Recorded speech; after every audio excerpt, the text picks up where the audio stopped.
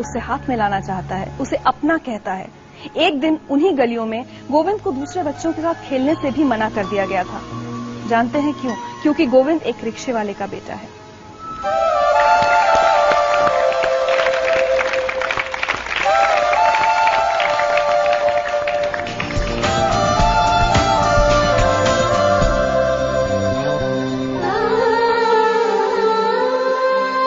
गोविंद, वो दिन जब आप छोटे थे और आपको गली के दूसरे बच्चों के साथ खेलने से मना कर दिया गया था, आज भी याद है आपको वो दिन? शायद वो मेरी जिंदगी का सबसे टर्निंग पॉइंट साबित हुआ था।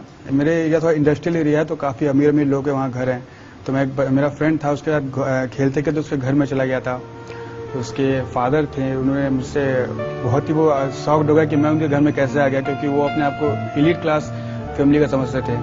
तो उन्होंने मुझे घर से बाहर निकालते हुए कहा कि तुम्हारे जैसे परिवार के लड़कों को हमारे घर में आने की हिम्मत कैसे हुई। वो बात मुझे कई दिन तक समझ में नहीं आई, क्योंकि फिर मैंने अपने एक वरिष्ठ व्यक्ति से जो तैयारी कर रहे थे, एजुकेशन में काफी अच्छे थे, उनसे पूछा कि उन्होंने ये बात क्यों कहा। तो उन्होंने कहा कि तुम्हारे जो सामाजिक बैकग्राउंड है, तुम्हारे जो परिवार के बैकग्राउंड है, उसकी वजह से उन्होंने ऐसा कहा। तो मुझे लगा, मैंने पूछा बैकग्राउंड कैसे बदलते हैं। तो उन्होंने कहा कि बैकग्राउंड या तो तुम्हारे पिता के वक्त से बदल सकता है, या तुम अपने आप को समाज में इतना स्टेब्लिश कर लो कि उससे ऊपर जाने के बारे में कोई न सोचे। तो मैंने उनसे पूछा कि इस देश में ऐसी क्या चीज है जो मैं कर लूं तो शायद उससे ऊपर सर्विस में जाने में कोई नहीं बता सकता। तो तैयारी में थे, उन्होंने बताया कि अगर तुम आईएएस बन जाओ, मजाक में ही उन्होंने बोला था, अगर तुम आईएएस बन जाओ तो इस देश में उससे ऊपर की जॉब कोई भी नहीं है। तो उसी दिन से मैंने सोचा था कि अच्छा मैं आईएएस ही बनूंगा, और उसका प्रतिफल था कि मैंने यूपीएससी की परीक्षा पहले ही प्रयास में निकाल ली थी। मतलब 6th स्टैंडर्ड आप बता रहे हैं, तो शायद 12-13 साल की उम्र रही होगी आपकी। बिल्कुल। उस उम्र में आपको ये बात इतनी चुभ गई थी कि आप कहते हैं कि उसने आपकी जिंदगी की दिशा बदल दी थी? हाँ, क्योंकि उसी समय मैंने तय कर लिया था कि मुझे इस सेवा में जाना है, और इतना ज्यादा मैं कंसंट्रेट इसके बारे में था कि लोग 10th करते हैं, 11th करते हैं तो सोचते हैं कि मैं इंजीनियर बनूंगा, डॉक्टर बनूंगा, उसके बाद वो लोग सोचते हैं कि मैं आईएएस बनूंगा। मैंने उसी समय सोच लिया था कि मैं आईएएस बनूंगा। घर के हालात कैसे थे? हालात खराब थे, लेकिन हम कंपेयर कभी नहीं करते थे ये हालात अच्छे क्या होते हैं, कि जिसके घर खर्चा पर डे 1000 वही अच्छा है, ऐसी कोई बात नहीं थी। लेकिन हाँ, प्रॉब्लम्स बहुत आती थी, खास करके कि हम लोग एक ही रूम में रहते थे, 5 लोग थे एक ही रूम में, मतलब खाना बनाना सभी काम एक ही रूम में होता था। तो माहौल बहुत ज्यादा टिपिकल था, जिसकी वजह से प्रॉब्लम काफी आती थी। दूसरे बच्चों को देखकर कॉम्प्लेक्स भी होता था कि मैं इन जैसा क्यों नहीं हूँ, या मेरे पास इतनी फैसिलिटीज क्यों नहीं है? होता था कभी कभी। कोई बच्चे का मन जो 7th 8th में पढ़ता है, उसके मन में आ ही सकता है कि मेरे पास अच्छे कपड़े हों, जो हमें साल भर में एक बार मिलते थे होली पर। कई लड़कों को हर साल 3, 4, 5 तक मिलते थे। तो होता था, लेकिन छोटी छोटी बातें ही तो ज्यादा पिंच करती थी कि मुझे आगे और बढ़ना है, और पढ़ना है, और पढ़ना है। जो वो मैंने 6th स्टैंडर्ड में सोचा था उसे पूरा करना है, वो ज्यादा हेल्पफुल हुई गई। तो और जब आप बहुत पढ़ने की कोशिश करते थे तो अड़ोस पड़ोस वाले आपको काफी डिस्करेज भी करते थे, कुछ उल्टा सीधा भी बोलते थे? बहुत ज्यादा, थोड़ा तो नहीं कर सकता, बहुत ज्यादा करते थे।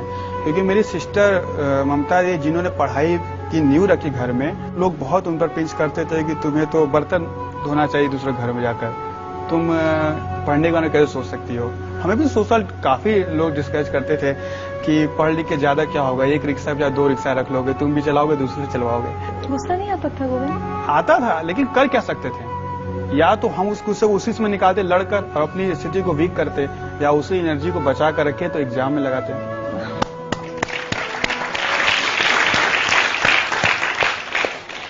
जिन गलियों में आपके बचपन में इतनी सारी परेशानियां हुई हैं, आपने लोगों के इतने ताने सुने, आपको पता ही होगा कि उन गलियों के लोग अब आज आप पर बहुत फख्र करते हैं। कई लोग कहते हैं कि हमें पहले से पता था कि हो जाएगा। जबकि ये ऑब्वियस था कि लोग कहते थे कि इस परीक्षा में कोई निकल ही नहीं सकता था, क्योंकि हम 100% दावे के साथ कह सकते उनमें से कोई किसी आईएएस ऑफिसर के साथ मिला भी नहीं होगा आज तक। नहीं मिला होगा। दिल्ली जब आप आए, आईएएस के लिए कोचिंग करते हैं बच्चे, बहुत खर्चा होता है, दिल्ली आकर रहते हैं छोटी छोटी जगहों से, यहाँ अपने खर्चे बड़े शहर के बहुत सारे होते हैं, वो सब कैसे मैनेज किया? मेरे फादर के पास थोड़ी जमीन थी, उन्होंने उसको बेच दी स्टार्टिंग, लेकिन हम दिल्ली जाएं तो हमें स्टेब्लिश होने में या कुछ करने में कम से कम 1-2 महीने की जरूरत पड़ेगी, क्योंकि हम किसी को जानते नहीं थे यहाँ पर। सबसे छोटी छोटी गीता दीदी, उनकी इकोनॉमिक से थोड़ी ठीक थी, तो वो अपने ससुराल वालों से लड़के मेरी सपोर्ट करती थी, क्योंकि विश्वास तो किसी को नहीं था, केवल मेरी सिस्टर्स को छोड़कर। आपने बहुत खुद के लिए बहुत परेशानियां सही, टिफिन आप आधा खाते थे एक दिन में, हर चीज बहुत बचा बचा कर आप पैसे खर्च करते थे कि ज्यादा पैसा खर्च ना हो जाए। जो हमारी परेशानी थी कि हमने हाफ टिफिन किया, या एक बार तो था कि हम 150 रुपया महीना ही केवल बचा था, मतलब खाना के देने के बाद जो 2 टाइम हाफ खाते थे उसका 150 था कि दोनों टाइम अब चाय भी हम संभव नहीं था कि पी पाए, क्योंकि दिल्ली में 4 रुपए का 1 कप चाय होता है, तो इतना भी मेरे पास नहीं था कि हम दोनों टाइम चाय पी पाते। लेकिन इससे क्या फर्क पड़ा, हम और मजबूत हुए उभरे ना। और हमारी परेशानी थी, हमने उसको सॉल्व करने की कोशिश किया। उसका फिजिकल प्रॉब्लम बहुत झेलना पड़ा, बहुत कमजोर हो गए, बहुत बीमारियां हो गई, बट मेंटल बहुत हम टफ हुए उससे। सुनवाते हैं आपको। मैंने उसको पहली बार देखा जब वो हमारे एग्जामिनेशन ओरिएंटेशन कैंप में आया। हर हमारे सेशन के बाद वो 5 से 10 मिनट एक्स्ट्रा लेता था, क्योंकि उसके 4 से 5 सवाल एक्स्ट्रा होते थे, और जब तक वो सेटिस्फाई नहीं होता था वो छोड़ता नहीं था। मुझे कई बार ये लगता था कि विद्यार्थी इतना झक्की क्यों है, ये वास्तव में इंटरेस्टेड है या दिखाने में इंटरेस्टेड है। अब इसका अंदाजा लगाना उस समय कठिन था। मेरी उसके लिए बहुत बहुत शुभकामनाएं हैं। गोविंद जायसवाल का कहना है कि आज वो जो कुछ भी है उसका सारा श्रेय उनके परिवार को, उनके पिता को, उनकी बहनों को जाता है। उनका परिवार उनके लिए क्या सोचता है ये हम जानेंगे एक छोटे से ब्रेक के बाद। जिंदगी लाइव में आज हमारे साथ हैं गोविंद जायसवाल। बनारस में एक कमरे के घर में पले बढ़े, पड़ोसियों के ताने सहे, गरीबी देखी लेकिन हिम्मत नहीं हारी, और उसी की बदौलत आज वो एक IAS ऑफिसर हैं। आज आप जो कुछ हैं, जिस मुकाम पर पहुंचे हैं, उसके लिए किस किस को शुक्रिया कहना चाहेंगे, धन्यवाद कहना चाहेंगे? मेरी सिस्टर्स हैं, ममता दी और गीता दी। ममता दी तो पता नहीं किस जन्म का पुण्य था कि ऐसा मिला था कि जब हम इंटरव्यू देने जा रहे थे UPSC का फाइनल एग्जामिनेशन था, तो वो प्रेग्नेंट थी, उनको कॉम्प्लिकेशंस कुछ आ गई थी, और मेरा इंटरव्यू था अप्रैल में, तो उन्हें डॉक्टर ने चेकअप के लिए बोल दिया था। लेकिन उसके बावजूद भी वो हमें दे दी पैसा, 5000 कपड़े और जूते खरीदने थे इंटरव्यू के लिए। तो लोगों ने पूछा क्या करो, क्या नहीं, उसका रिजल्ट आएगा 14 मई को ना, उसके बाद हम करवा लेंगे। वो विश्वास हम टूटने नहीं देना चाहते थे, और उसी की मतलब बदौलत था कि UPSC ने हमें 70% मार्क्स दिए थे, जो ऑल ओवर इंडिया हिंदी माध्यम में सर्वोच्च मार्क्स थे। तो और उन अभावों को सबसे ज्यादा धन्यवाद देना चाहूंगा जिन्होंने मुझे सबसे ज्यादा शक्तिमान बनाया। गोविंद, आज ममता दीदी आपसे कुछ कहना चाहती हैं। गोविंद शुरू से बहुत मेहनती था, पढ़ने लिखने में वो हमेशा फर्स्ट क्लास आता था, और आज जो भी किया है सिर्फ अपनी मेहनत से और अपने विश्वास से किया है, और सबकी मदद तो अपनी जगह पर है। लेकिन उसका कहना था कि दीदी अभाव के प्रभाव से व्यक्ति बहुत कुछ कर सकता है।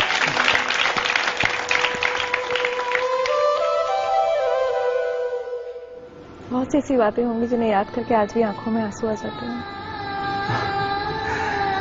हाँ, अब जिंदगी ही अब चूंकि संघर्षपूर्ण रहती तो उसको देखकर आंसू तो आ ही जाते हैं, बट लगता है कि आदमी अगर प्रयास करे तो कोई चीज असंभव नहीं रह गई है। पिताजी ने जब रिक्शा बेचा, वो एक तो उनके अंदर बहुत बड़ी खासियत है कि वो बहुत सिंपल पर्सन है, और वो कभी भी हमको गाइडेंस नहीं दी, इसलिए क्योंकि वो कहते थे कि हमें जानकारी नहीं है और अपनी जानकारी को हम तुम पर इम्पोज नहीं करेंगे।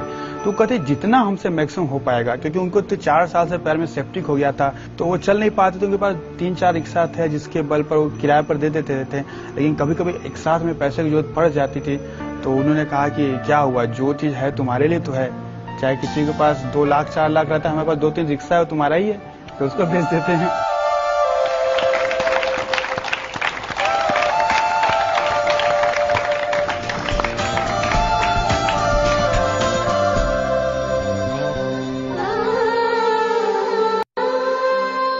गीता, मैं आपसे अगर पूछूं, बहुत कम ऐसे उसमें माता पिता कई बार इतनी देर तक साथ दे पाते हैं, लगता है कि अब लड़का कमाना शुरू करे।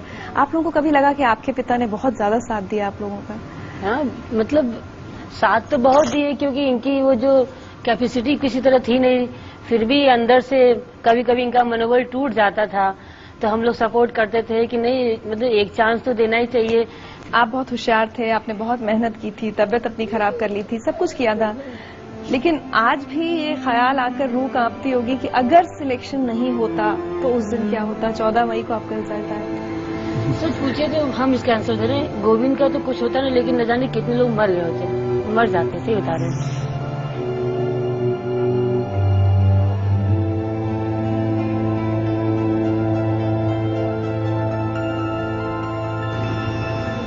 टाइम काफी टफ था उस समय। अगर न होता तो मेरे फादर की तबीयत बहुत ज्यादा खराब थी उस समय। हमारे रिजल्ट के 10-15 दिन पहले तो बाबूजी रोटी अचार में पानी डाल के खा रहे थे।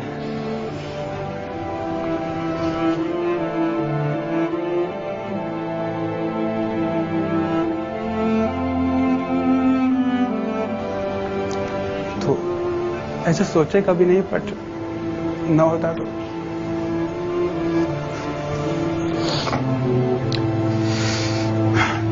उसको भी संभालते किसी तरह, बट टाइम काफी टफ हो जाता। उतना झेलने की क्षमता थी कि नहीं। हम तो ना सोच के तो हम सोचते पैरालाइज हो जाता हमको, केवल हम नहीं सोचे, इसलिए हमेशा सोचते थे होगा होगा, क्योंकि हमको निश्चित हम ना सोच के ही हमको अटैक आया था। इसीलिए कहे ना, शादी के 6 साल बाद हम खुश हुए जब ये सिलेक्शन हुआ। शादी के 6 साल तक हम आग में झूलते हैं। सब मेरे साथ मौजूद होते हुए लगे कि हम एकदम अभाव में है। जब मेरा भाई 5 रुपए की चाय नहीं पी सकता तो हम अपने घर में चाय पी सकते थे। सुबह हो इसके नाम से, रात हो इसके नाम से। सब अभाव एक साथ फिर आ जाए, इन लोग रहें, हम इन लोग को चूज कर लेंगे, अभाव को भी साथ ले लेंगे, लेकिन इन लोग को हम नहीं छोड़ सकते। इन लोग से हमारे इश्यू बहुत है। और गोविंद, मैं आपको बताऊं, जिंदगी लाइव आपसे आज क्या चाहता है। हम चाहते हैं कि आप अपनी कहानी लिखें, वो सब कुछ लिखें जो आपने देखा है, आपने सहा है, और ऐसी कहानी लिखें जिससे देश के ढेर सारे बच्चे जिन्हें बहुत सारी चीजें नहीं, बहुत सारे सुख नहीं मिल पाते हैं, वो आपसे सीख ले सकें। और इसके लिए हम आपके लिए एक छोटा सा तोहफा लाए।